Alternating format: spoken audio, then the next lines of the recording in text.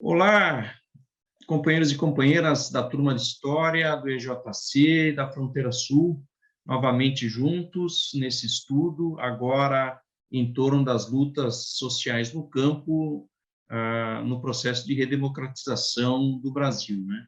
Quero aqui já agradecer à professora Alessandra pelo convite e a oportunidade de estarmos juntos estudando esse tema, né? Bem, para falarmos dos movimentos sociais no campo, no final da década de 70, início nos anos 80, e esse processo de redemocratização, é importante a gente entender um pouquinho qual é o contexto, por que esses movimentos surgem justamente nesse período, né? Eu quero dizer isso porque são movimentos de novo tipo, né? Bastante diferentes, alguns deles, das lutas camponesas realizadas na década de 50 e na década de 60. Isso porque esses movimentos são resultados, são contradições do próprio desenvolvimento capitalista na medida em que ele vai se tornar hegemônico como relação social na agricultura, né? Bem, e como que o capitalismo se pôs na agricultura, sobretudo a partir do regime militar, a partir dos anos de 64? Então, os militares, eles vão ter uma opção, que foi a modernização conservadora da agricultura.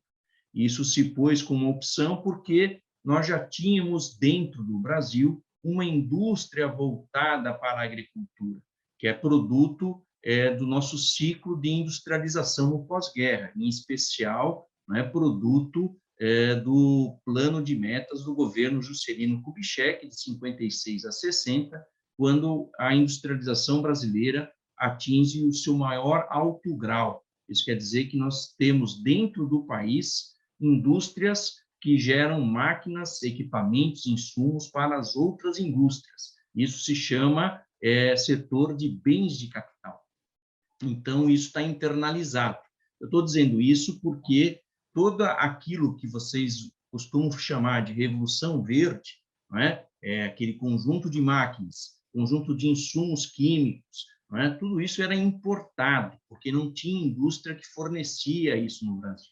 Então, se lá nos Estados Unidos, se lá na Europa, não é? Esta revolução verde, essa mudança tecnológica foi acelerada na década de 50 e 60, aqui no Brasil ela foi mais lenta porque dependia de importação. Isso significa que dependia do governo ter dólar no caixa para comprar esses insumos, não é? E comprar essas máquinas. Mas a prioridade nesse processo de industrialização foi justamente aqueles setores, a prioridade era comprar máquinas e equipamentos para os setores industriais, e não tanto para a agricultura.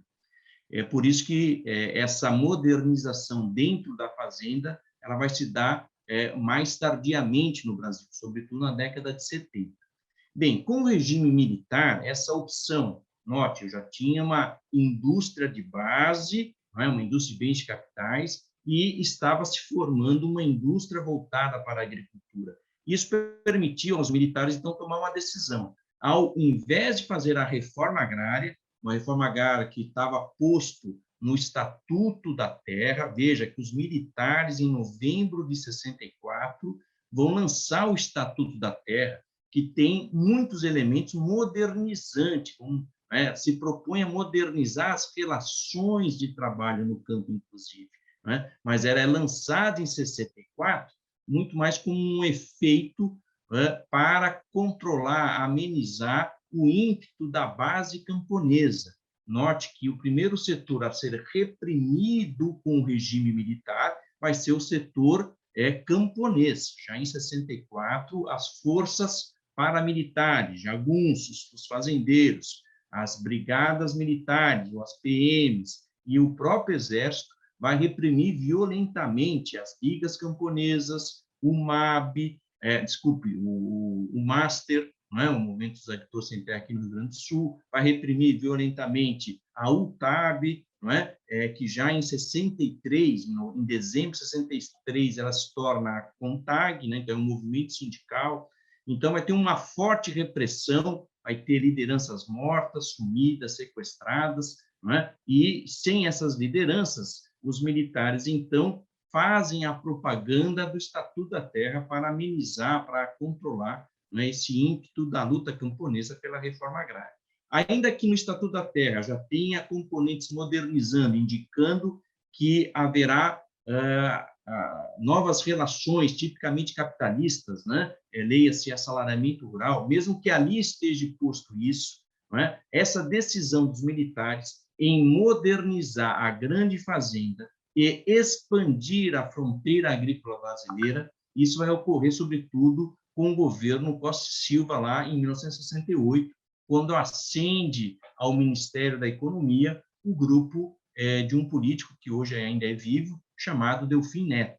É com Delfim Neto e o seu grupo que os militares, então, vão colocar em curso o que foi chamado pela academia de modernização conservadora da agricultura. E essa modernização conservadora, ela se estrutura em dois grandes pilares. O primeiro é a modernização dentro da fazenda, então é a mudança da base técnica da agricultura e é a expansão das fronteiras agrícolas. A modernização da base técnica, a modernização dentro da porteira, a modernização do latifúndio, né, ela vai se dar, sobretudo, com a organização do Sistema Nacional de Crédito Rural, né, que vai surgir em 65, mas que começa a operar em 1967. Então, vai ter, pela primeira vez na nossa história, um sistema nacional de crédito específico para a agricultura e pecuária, né? Então, essa modalidade que nós conhecemos de crédito de investimento, crédito de custeio, crédito de comercialização, foi cunhada, foi formalizada aí, em 1967, 65, né? Com o Sistema Nacional de Crédito Rural. Então, há um volume imenso de recursos colocado no crédito e um recurso altamente subsidiado. Isso foi muito atrativo, isso foi o chamariz para que esses latifundiários embarcassem nessa modernização tecnológica dentro da porteira. Bom, por outro lado, os militares precisavam expandir a fronteira agrícola, ocupar mais o território, ainda que ali estivesse ocupado por populações que ali viviam, não é? E essa expansão da fronteira agrícola colidiu com essas populações. Qual foi o mecanismo de expansão? Foram dois mecanismos. O primeiro foram os projetos agropecuários, que foram organizados a partir de incentivos fiscais, isenção de imposto de renda e isenção de imposto de produto industrializado, não é? Isso foi a maneira que os militares encontraram para atrair os capitais de natureza urbana, o capital industrial, o capital comercial e o capital bancário, atraí-los para o campo, não é? Então, a Volkswagen vai ter incentivo fiscal para comprar fazendas no Mato Grosso para implantar um projeto agropecuário. E ela fez isso, né? Comprou mais de 10 mil hectares e tentou montar ali um projeto agropecuário. Isso foi com o Bradesco e tantos outros empreendimentos, não é? No entanto, veja que, na medida que esses capitais urbanos se integram à terra, não é? Compram essa terra, e ao comprar essa terra, ele ganha a terra, porque ao longo dos anos ele vai ter esse incentivo de não pagar imposto de renda. Ao final do processo, essa terra sai quase que gratuita, não é? Mas ela se torna um ativo financeiro para essa empresa. Então, está lá no balanço da empresa 10 mil hectares, lá no Mato Grosso. E essa escritura da terra que permite alavancar outros empréstimos para essa empresa, né, no sistema financeiro, nos bancos, né? Então, a terra se torna um ativo financeiro e se organiza, assim, o mercado nacional de terras no Brasil, né, equalizando, né, as taxas de lucro nos vários setores. Bem, o que eu quero dizer é que essa atração dos capitais, né, urbanos para o campo tornou a Volkswagen, o Bradesco, uma empresa rural, também se tornou um capital agrário. Então, uma fusão dos capitais nesse processo, né? Tá bem? Bem, o segundo pé do processo de expansão da fronteira agrícola foram os processos de colonização, transferência de agricultores, pequenos agricultores, agricultores do sul do país e do nordeste brasileiro para a região que foi chamado Amazônia Legal. O primeiro grande projeto vai ser a Transamazônica, em 1970, onde vai se cortar, abrir longitudinalmente, né, de leste a oeste, o Brasil, a Amazônia, através de uma rodovia transamazônica, né, e nessa rodovia, em torno dessa rodovia, vão ser criados núcleos de colonização. Né? É assim que se forma a cidade de Marabá, no Pará, assim que vai se formar a cidade de Altamira, no Pará, tudo isso na década de 70, em especial em 1970. E é com essa finalidade que no final dos anos 70 vai ser criado, no final do ano de 1970, será criado, então, o Instituto Nacional de Colonização e Reforma Agrária, o INCRA. Não é? Então, isso vai organizar esse processo de colonização. Não é? Primeiro vem, até no nome, né? Primeiro vem a colonização e, se der tempo, vamos fazer a reforma agrária.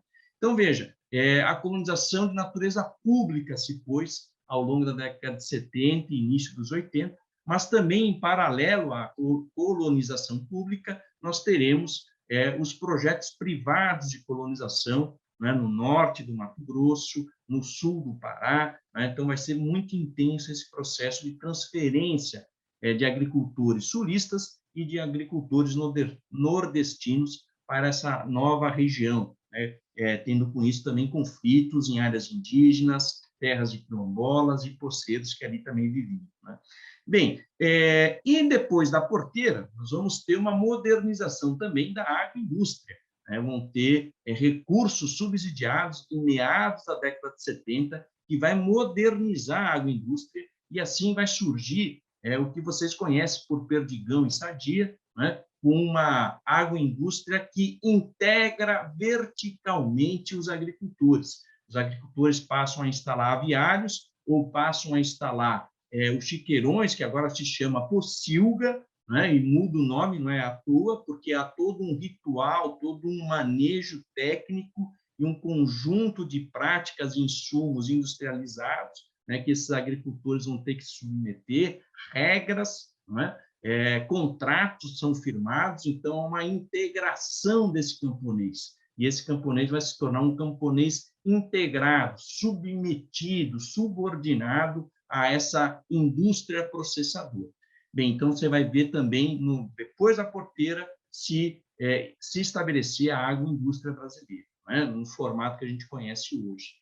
Bem, então veja, ao final da década de 70, início dos anos 80, nós vamos ter a conformação no Brasil de um complexo agroindustrial, não é? O CAI. Esse complexo agroindustrial diz que, antes da porteira, eu tenho um conjunto de indústrias que fornecem insumos, máquinas, equipamentos. Eu tenho, dentro da porteira, uma fazenda tecnicamente modernizada a partir de um pacote químico, genético e mecânico, que é a expressão da Revolução Verde, e depois da porteira, esse produtor está ligado a uma rede de agroindústrias ou agentes comerciais que integram esse complexo, não é? E isso significou, em outros termos, a apropriação, a penetração, a hegemonia das relações capitalistas na agricultura brasileira. Então, o capitalismo vai se pôr na agricultura brasileira a partir de uma forma muito rápida, em 25 anos, isso vai acontecer, não é? E isso vai modificar a realidade brasileira, ainda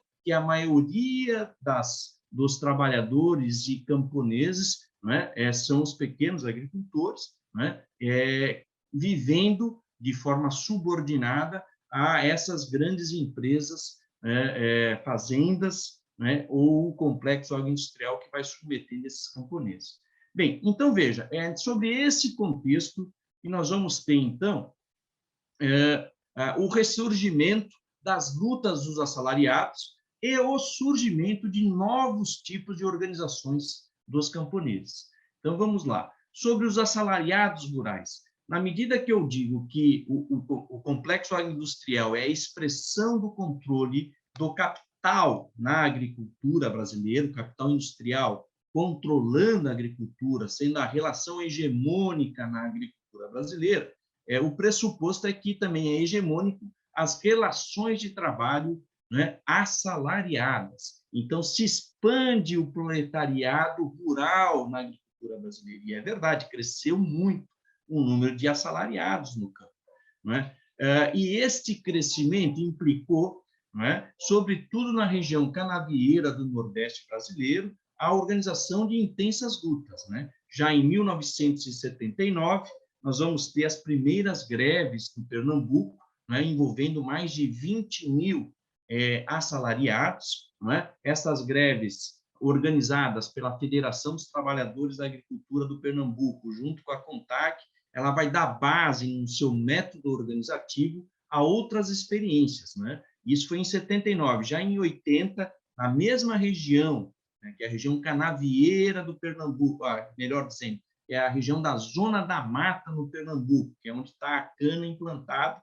Já em 1980, nós vamos ter uma segunda grande greve que ampliou o número de municípios, né? E isso gerou uma mobilização de mais de 250 mil assalariados rurais. Né? Isso deu um grande impacto. Né? E já em 82, esta forma de luta, essa metodologia da greve, ela também se espalha para os outros estados em que está posto a cana, o Alagoas até o Rio Grande do Norte. Então, em 1980, nós vamos ter uma greve que é de natureza já regional no Nordeste, né? Envolvendo muita gente.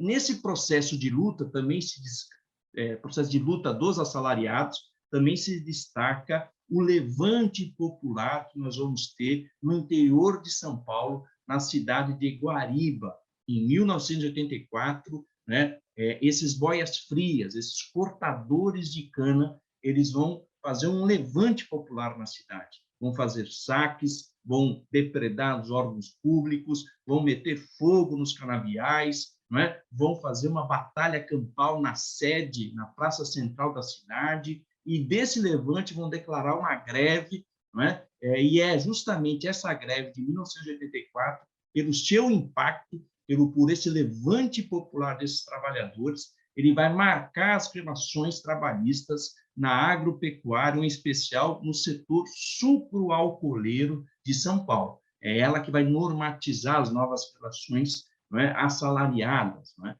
Então, essa greve foi muito emblemática, a greve de Guariba, né, que se deu a partir de um levante popular. Já em 85, 86, essas greves se estendem para outras cidades, como cidades de Araras, cidade de Leme, no interior de São Paulo, né, ampliando essa luta dos assalariados, em especial os assalariados ligados ao corte de cana, mas também aos assalariados ligados à colheita da laranja no interior de São Paulo.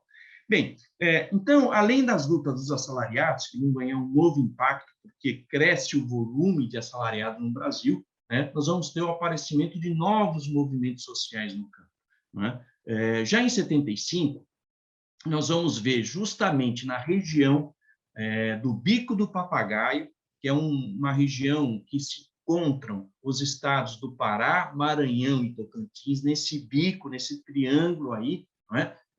Esses projetos agropecuários, pela violência com que eles se implementaram, não é? São jagunços desalojando poceiros, quilombolas, indígenas, não é? Então, há um conflito muito intenso com esses projetos agropecuários, que levou à articulação, já em 1975, do que vai se chamar Comissão Pastoral da Terra. Não é? Esse processo se deu em articulação com Dom Helder Câmara, não é? Nós vamos ter também o bispo, não é? Pedro Casadaglia, não é? Que vão se articular e vão articular o setor progressista da Igreja Católica e o setor progressista da Igreja Luterana e vão constituir a CPT em 1975, e essa CPT vai se organizar em vários estados do Brasil. Já em 1980, nós vamos ter ela em quase todos os estados. Em 80, vai surgir um método de luta ou de denúncia, não é? Que é a Romaria da Terra. Então, a primeira Romaria da Terra vai se dar em São Gabriel, aqui no Rio Grande do Sul, já em 1980, com uma maneira de denunciar as contradições desse modelo, né, de agricultura capitalista e denunciar as mazelas do regime militar. Não é? Também em 80, nós vamos ter um importante documento da Comissão Nacional, da Confederação Nacional dos Bispos Brasileiros, a CNBB, que na sua 18ª Assembleia vai se pronunciar sobre a questão agrária brasileira. E esse documento se chama A Igreja e o Problema da Terra. Esse documento é muito emblemático, porque ele faz uma denúncia do regime militar, é uma oposição à política agrária do regime militar, né, e faz uma defesa das lutas camponesas e da reforma agrária. Né? E isso vai animar esse setor que está retomando a luta pela terra no Brasil. Né? Bom, então esse documento é de 1980. Também na região dos projetos agropecuários, em especial mais na parte ocidental, onde nós estamos lá olhando o Acre, né? Nós vamos ver, então, se organizar uma nova forma de resistência a esses projetos agropecuários. E a forma de resistência foi o empate, quer dizer, as comunidades, não é, extrativistas, esses camponeses que estão sendo atingidos pelos projetos dos governos militares, não é, sobretudo projetos que levam ao desmatamento dos castanhais, das seringueiras, levou essas comunidades que ali viviam a ir à frente dos tratores que desmatavam essas florestas. E a presença de toda a comunidade, o jovem, a mulher, o adulto, o velho, a criança, fazia com que o trator tivesse que parar, né, para não passar por cima daquela população que estava ali fazendo a defesa das suas florestas. Bom, esse processo ele gerou também organização e luta. Claro, gerou conflitos. Nós tivemos lideranças importantes que foram assassinadas. Já em 1979, será morto, né, o dirigente do Sindicato dos Trabalhadores Rurais de Brasileia, lá no Acre, que é o Wilson Pinheiro, em 79. Já em dezembro de 1986, vocês conheceram, ouviram falar, também vai ser morto o presidente do Sindicato de Chapuri, que é o Chico Mendes, né? Mas esse processo gerou organização. Né? Já em 1985, né, esse conjunto de comunidades extrativistas, de seringueiros, castanheiros, vão se organizar, vão realizar o primeiro encontro nacional, né, dos seringueiros, né, que vai gerar o Conselho Nacional dos Seringueiros, né, e que tem como pauta justamente uma pauta extraordinária, que é a construção, o reconhecimento das reservas extrativistas, né? E que, de fato, foi sendo demarcado em alguns locais do país, né, nessa região amazônica. Né? Bem, também, como produto das grandes obras do governo militar, né? Então, além da Transamazônica, né? De obras, de estradas, os militares fizeram grandes barragens e hidrelétricas. Nós vamos ter já em 1971, né? A barragem de Motoxó, né? A barragem de Sobradinho, que gerou essa música que vocês conhecem, do Sai Guarabira, não é? Só que nesse período não teve resistência, mas em meados de 70, quando vai ter novas barragens para hidrelétricas, como a barragem de Itaparica, entre o estado da Bahia com Pernambuco, não é? Vai gerar muita luta e resistência, como também em meados da década de 70, com a construção, né, da hidrelétrica de Itaipu e o represamento da água que afetou milhares de camponeses ribeirinhos e moradores das ilhas do Rio Paraná, né? Vai ter um forte processo de luta. Né? Nós vamos ter também, no final da década de 70, né, o barramento, vários barramentos no Rio Uruguai, que é na divisa entre Santa Catarina e Rio Grande do Sul. Né? Esses barramentos geraram também muitos atingidos por barragem, que foram e organizaram, já em 79, o Conselho, a coordenação regional dos atingidos por barragem, que foi conhecida como CRAB. Né? E essas lutas, né, se articulam, seja aqui do Sul, com o Paraná, com a Bahia, né, vão gerar, lá em 85, um movimento dos atingidos por barragem. Né? Então, veja que o MAB também é produto das contradições do avanço do capitalismo na agricultura e nessas regiões, né, por controle de recursos energéticos, como a água e as suas hidrelétricas. Né? Bem, chegamos assim também, não é, como contradição desse processo de desenvolvimento capital, não é, a formação de um outro movimento que não existia, não é, de novo tipo, que vai ser o movimento dos trabalhadores rurais sem terra. Não é?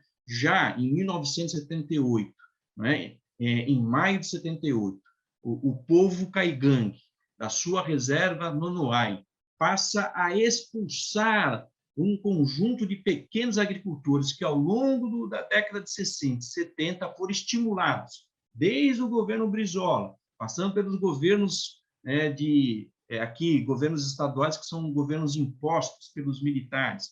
Esses camponeses foram estimulados a irem para dentro das reservas indígenas, né? E essa reserva Nonoai tinham muitos agricultores. Então, em maio de 78, o povo caigangue, né, organiza a expulsão e a defesa do seu território, e são mais de 1.000 camponeses, famílias de pequenos agricultores, que vão ser expulsas das áreas indígenas. E não tem para onde ir, né? Uma parte desses colonos vão ser transferidos para os projetos de colonização do governo, dos projetos públicos, lá no Mato Grosso e no Pará, né? Mas uma parte se dispersa e uma parte menor resolve ficar na região, que é a região norte do Rio Grande do Sul, e lutar pela terra, né? É assim que, em setembro de 1979, uma parcela desses colonos se organizam e ocupam a fazenda Macari, e, se eu não estou enganado, em outubro de 79, vão ocupar também a fazenda Brilhante, né? Obtendo conquistas. O governo estadual acabou assentando essas famílias. Essa fazenda Macari Brilhante, ela está dentro de uma fazenda maior, que é uma fazenda histórica aqui no Rio Grande do Sul, que formou no início do século, na verdade, na virada do século XIX para o século XX, vai se formar a fazenda Sarandi, que é uma grande porção de terras, não é? Dentro dela, além da fazenda Macari Brilhante, há também a fazenda Noni, não é? Então vai ser objeto de muita luta e pressão, não é? E essa área que foi ocupada é a área que desdobrou, não é? De outras desapropriações que foram feitas ainda no tempo do governo Brizola, depois das apropriações que o governo militar fez para assentar pessoas atingidas pela barragem do Salto do Jacuí, né? Então, são áreas que estavam em disputa, né? E os colonos sem terra, né? Eles vão, então, ocupar e vão conquistar essas fazendas, né? Bom, isso em 79. Já em 1981, né, obtidas essas conquistas desses colonos da Macari Brilhante, nós vamos ensaiar um acampamento modesto no seu início, né, um acampamento que vai ficar lá em Ronda Alta, que é justamente um acampamento numa encruzilhada, onde cruzam algumas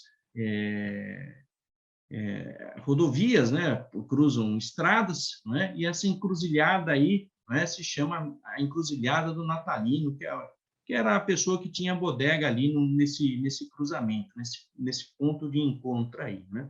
Bem, o que ocorre? Esse acampamento começa pequeno, em 1981, e passados 7 meses já tem aí 600 famílias acampadas na beira, naquela pequena margem que sobra entre a cerca da fazenda e a estrada, quase 2 quilômetros de estrada, nós vamos ter famílias acampadas, né? Juntando pelo menos 3.000 pessoas, aí são 600 famílias, né? Então, já se torna lá em 81 um grande polo, olha só, 600 famílias se tornaram um grande polo de oposição ao regime militar, né? Em junho de 1981, então, nós vamos ter um ato de solidariedade a essas famílias, que vai ser uma missa, né, estimulada pela CPT. Nós tivemos a presença nessa missa do bispo Pedro Casadaglia, não é? Ele veio aqui lá em junho de 81, e no Dia do Trabalhador Rural, no Dia do Colono, dia 25 de julho de 1981, então nós vamos ter, não é, um grande ato em defesa da reforma agrária. Este ato juntou aí pelo menos 10.000 pessoas. Neste ato, nós tivemos a presença do Lula, que já era uma liderança sindical importante lá de São Bernardo, né, o metalúrgico, não é? Então, vai ser um grande ato de desagravo ao regime militar, não é? Então, além do ABC, não é, que é os metalúrgicos, a luta lá industrial, nós vamos ter no campo lutas importantes e ganhando muita dimensão. Bem, além dessas ações aqui no Rio Grande do Sul, essas ações originárias, nós vamos ter também em Santa Catarina, em 1980, a ocupação da fazenda Burro Branco, né, que vai gerar uma movimentação de sem terra e vai permitir organizar o tal do sem terra no seu estado. Em São Paulo também, em 1980, nós vamos ter sem terras ocupando a Fazenda Primavera, lá em Andradino, no interior de São Paulo, né? Já um pouquinho mais adiante, em 80, deixa eu olhar aqui na minha colinha, né? Em 84, nós vamos ter no Mato Grosso do Sul a ocupação da Fazenda Idalina, no município de Vinhema, onde vai juntar muitas famílias sem terra, não é? Já em 85, nós vamos, a partir de um trabalho de base dentro do Paraguai, vão regressar camponeses brasileiros que viram o Paraguai há muitos anos, vão regressar para o Brasil, não é? E no município de Mundo Novo é a divisa, é a fronteira entre o Paraná e o Mato Grosso do Sul. Você tem o Rio Paraná, que faz a divisa entre esses dois estados. Em Mundo Novo, então, nós vamos ter, em 85, o acampamento com 1.000 famílias, né, de brasiguaios, são brasileiros camponeses que voltam do Paraguai querendo terra no Brasil. Então, esse é o ambiente que nós vamos ter, né, no final do regime militar, iniciando a nova república. Né? Então, veja, esse conjunto de lutas desse novo sujeito histórico, esse sem terra que se recusou a ir para os projetos de colonização do regime militar e que buscou terra na sua região, né? Ele vai se articular, né? Vai se movimentar, né? Vai buscar solidariedade, apoio. Né? Então, lá em 1982, né, motivado pela Pastoral da Terra, nós vamos ter um primeiro encontro de articulação de lideranças do Sem Terra do Paraná, de Santa Catarina, Rio Grande do Sul, de São Paulo e do Mato Grosso do Sul. Né? Essa reunião vai se dar em Medianeira, né, em 82. Em 83, vai ter uma nova reunião dessas lideranças, que vai ocorrer em Chapecó, em Santa Catarina. Não é? E é nessa reunião que se decide, então, construir, não é, o primeiro encontro nacional, né, dos trabalhadores sem terra, né, e ali se lança a ideia e os objetivos do movimento sem terra, né, e aí, então, em 84, em Cascavel, então nós vamos organizar o primeiro encontro nacional do MST, onde a gente define os objetivos do movimento. Né, e no ano seguinte, 1985, a gente realiza, então, o primeiro congresso do MST em Curitiba, no Paraná, né? E ali, então, a gente forja uma palavra de ordem, que é essa insígnia: a ocupação é a única solução. Né? E é importante que a gente entenda essa palavra de ordem, porque ela está lastreada por uma leitura da realidade. Né? Bem a dizer, a gente pode dizer que essa leitura são as teses que nos fundaram. Né?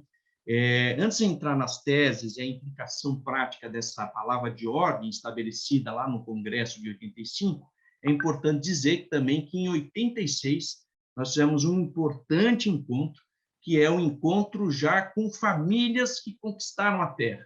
É o primeiro encontro nacional das famílias assentadas. Né? E esse encontro é que vai definir coisas bem importantes. Nós vamos tirar uma coordenação nacional das famílias assentadas, né? Então, seria o germe do setor de produção do MST, essa coordenação nacional é que vai implementar, vai buscar recursos e vai gerar o Procera, não é? Vai negociar em 86, final de 85 para 86, o Fundo Social do BNDES, é esse ensaio do Fundo Social, que é um recurso que foi disponibilizado às famílias, que lá em 86 gerou, então, esse programa de crédito especial para a reforma agrária. Não é? Mas a principal decisão desse encontro foi justamente a decisão de que as famílias que conquistaram a terra, as famílias assentadas, deveriam ficar, né, dentro do MST, deveriam se organizar por dentro do movimento sem terra. Eu digo isso porque havia, sobretudo por parte de apoiadores, assessoria, não é, que apoiava o MST, havia uma leitura de que essas famílias que conquistaram a terra deveriam organizar um outro movimento, né? O movimento Pés no Chão, o movimento dos assentados, né? Então, isso tinha muita força, sobretudo em lideranças e militantes do Estado de São Paulo, né? Influenciado pela assistência técnica, né, do governo Franco Montoro, na qual havia um bom programa de assistência técnica, com muitos quadros políticos ligados aos partidos de esquerda, em especial o PCdoB, o PCB, né? Então, havia essa reflexão, olha, quem sabe se faça um movimento próprio. Mas, nesse encontro, sabiamente, já ali, as lideranças, os camponeses definiram, não, as famílias que conquistam a terra, as famílias assentadas, ficam dentro desse movimento sem terra e se organizam aí por dentro. Bem, quais eram, então, as teses, né, que lastreavam a análise da realidade lá no nosso primeiro encontro em 84 e no nosso primeiro congresso em 85? A tese era a seguinte: posto naqueles anos, imaginem vocês lá em 84, 85, qual era a leitura que esses camponeses faziam, né, e as lideranças faziam?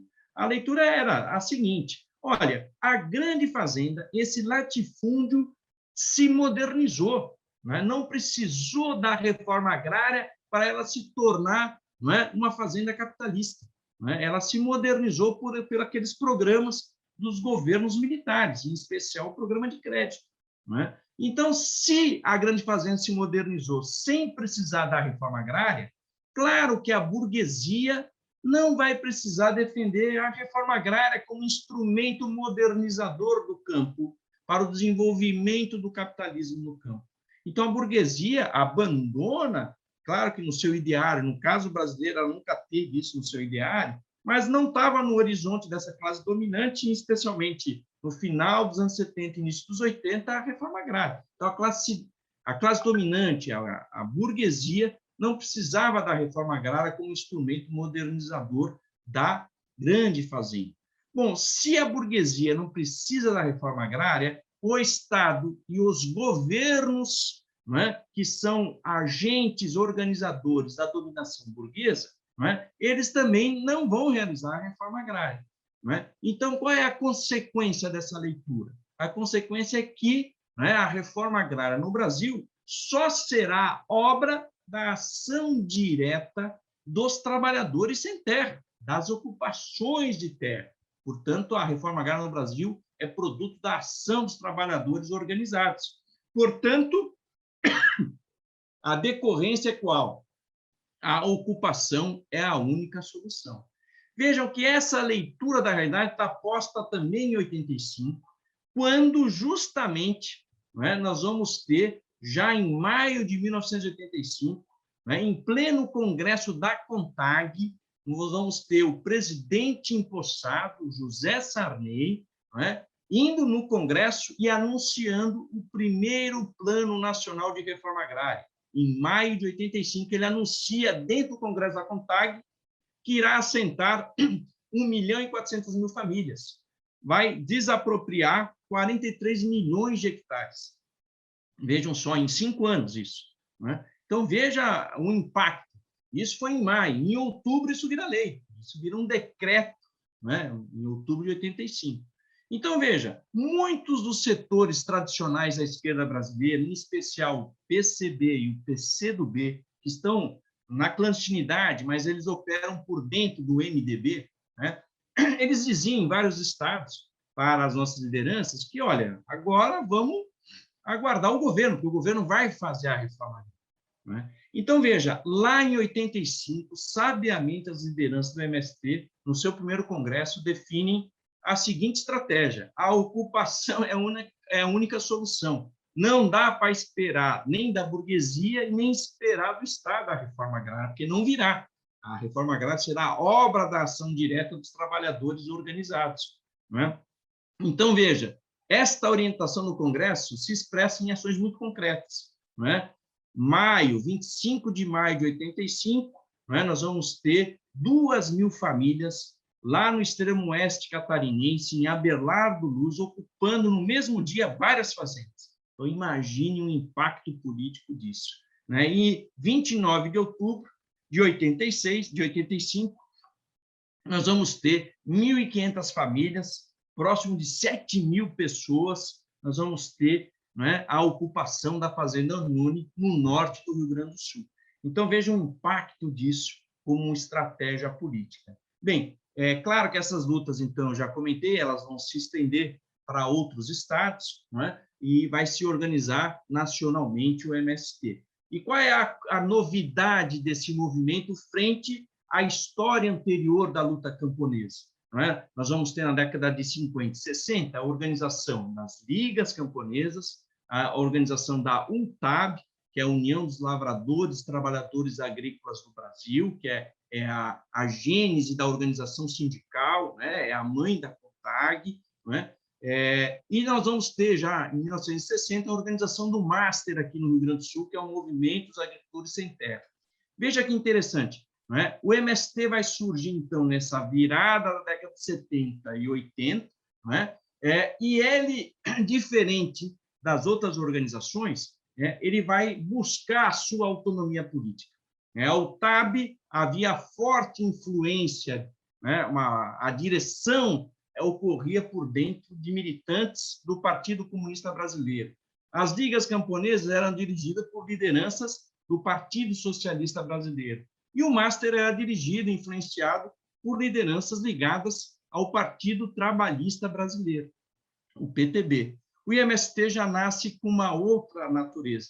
Nós fomos estimulados pela Pastoral da Terra, pelas oposições sindicais nos sindicatos trabalhadores rurais, não é? Nós vamos juntar as lutas isoladas do sem terra, né? Esse conjunto de lutas, de ocupação, e isso vai juntar e vai criar uma autonomia política. O MST nasce já com autonomia, buscando se afirmar como um movimento que quem dirige não são nem os partidos, nem a igreja, são os próprios interessados, são os próprios sem terra, são as próprias famílias assentadas que conquistaram a terra.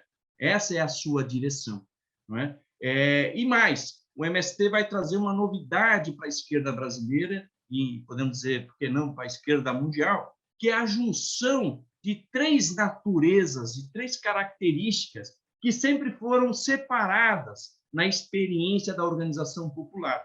Não é? Primeira característica que o MST traz, não é? Qual é a sua natureza? A primeira natureza é econômica, é de caráter sindical, o MST lutando pela terra e, ao mesmo tempo, ele vai lutar por crédito. Então, são lutas de natureza econômica. Qual é a segunda natureza, característica do MST? É a luta popular, né, que se expressa em que reivindicação? Né? Expressa na necessidade de escola, na necessidade de posto de saúde, na necessidade de moradia, de estradas. Né? Então, são tipicamente bandeiras de lutas de movimentos populares, em especial da cidade. Então, nós tínhamos um caráter popular. Né? E mais, a terceira característica é justamente a natureza política do MST, quando ele põe no seu objetivo, além da luta pela terra, além da luta pela reforma agrária, ele acrescenta a luta pela transformação da sociedade. Então, aí vem o caráter político do MST, que é próprio dos partidos. Né? Então, os partidos políticos, a nossa tradição de esquerda, é que seriam os portadores dos projetos societários. E o MST se propõe, então, a transformar a sociedade, junto com outras forças, claro. Né? Então, veja, é essa fusão dessas três características, três naturezas, que tornam o MST algo único e muito diferente das organizações anteriores. Claro que o contexto político do desenvolvimento da agricultura também é um outro momento, não é? Mas aí forma-se o MST com essa natureza, com essas características. Além disso, o MST vai desenvolver uma política de formação ideológica dos seus quadros, dos seus militantes, vai desenvolver uma política de internacionalismo. Desde a nossa origem, nós somos solidários à Revolução Nicaragüense, à Revolução Cubana. Nós desenvolvemos, no início dos anos 90, tivemos um papel muito importante na organização da Via Campesina. Não é? No final dos anos 90, passamos a organizar as brigadas internacionalistas, que hoje atuam no Haiti, na Venezuela, na Zâmbia. Não é? Então, nós temos uma política internacionalista. Então, essas características, elas não são comuns nos movimentos sociais, não é? Que são mais corporativos. Não é?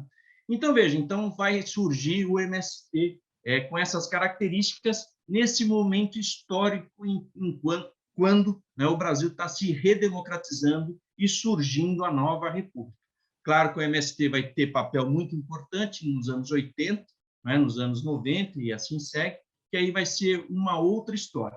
Mas, para concluir, então, é importante compreender que nessa virada da década de 70 início da década de 80, né, que vai aparecer a nova república, nós vamos ter aí, né, movimentos de novo tipo, né, que é produto das contradições do desenvolvimento capitalista na agricultura brasileira. Bem, amigos, desculpe terem me alongado, quero agradecer a oportunidade, novamente agradecer à professora Alessandra, espero que vocês tenham compreendido e saboreado aí, né, essa introdução da construção, né, e desenvolvimento dos movimentos sociais no campo nesse período de redemocratização. Um grande abraço, companheiros. Obrigado.